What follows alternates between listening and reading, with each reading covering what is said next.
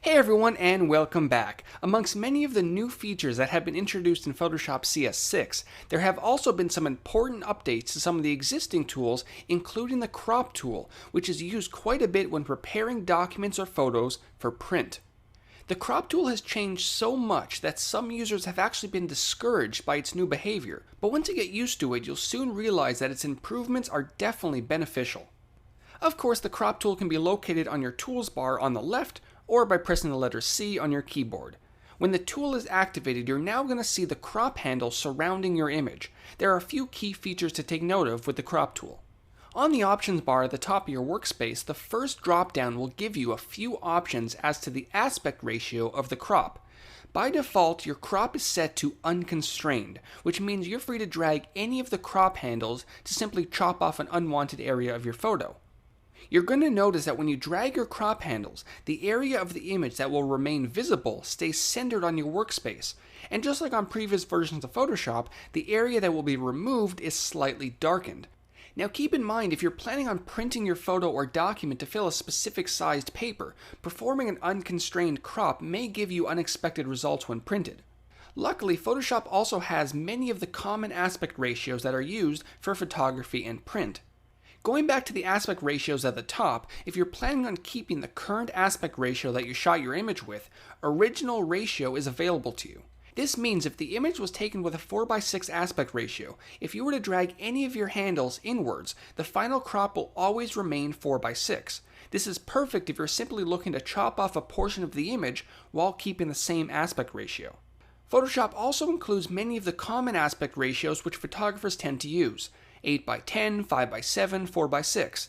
Selecting any of them will automatically resize the crop area to match that ratio and allow you to position your photo and resize it if necessary. When positioning your photo in Photoshop CS6, you're no longer moving the crop area, but you're moving the actual photo instead. This is one behavior that many users find difficult to get used to. However, if you want to activate the old behavior, you can turn on Use Classic Mode under the gear icon on your options bar. Now when you select a custom ratio, just like when you have original ratio selected, pulling on any of your handles will perform a uniform resize, so the selected aspect ratio is maintained. Of course, on your options bar, if you want to rotate from landscape to portrait, the icon beside the input fields will switch between the two orientations. Now keep in mind that these presets are aspect ratios, not dimensions. Applying the current 8:10 preset won't resize my image to 8:10 inches. It simply changes the aspect ratio based on the current dimensions of your image. If you want the crop to change the actual dimensions, you can add the unit in the input field. For example, let's say you do custom printing and one of your available options is a 20:24 inch image. Simply entering 24 and 20 won't force the crop tool to change the dimensions of the image. You need to be sure to include the units such as IN for inches. Now when you press return or enter to apply the crop, the image now has been cropped to 24:20 inches. And if you plan on cropping many images at this size in the future, it may be in your best interest to save this as a preset. With the dimensions still present in the input fields, open up the preset picker and choose Save Preset towards the bottom. Automatically it will name it based on the dimensions, but you're free to change the name if you wish. Once it's saved, at any point in the future you want to crop an image using those exact dimensions, the preset will be waiting for you in your preset picker. Another change that you might have noticed, especially if you've been using previous versions of Photoshop, is that the resolution field is no longer visible on the options bar. But fear not, it's still possible to change the resolution while cropping. In Photoshop CS6, you need to open the Size and Resolution window. This window can be either accessed under the preset picker, or as you can see to the right, you can quickly access it by tapping the R key on your keyboard while the crop area is active. The Size and Resolution window not only allows you to set a width and height in the unit of your choice, but you can also set a resolution. This is very useful if your printer or client needs a specific resolution like 300 pixels per inch. As we're going to discuss in the next video, when preparing documents for print, a higher resolution will produce sharper prints as long as the image wasn't scaled up, which may actually decrease the quality. I'm going to pop in 24:18 inches with a resolution of 300. I can also save this as a new preset within this window as well to cut down on extra steps.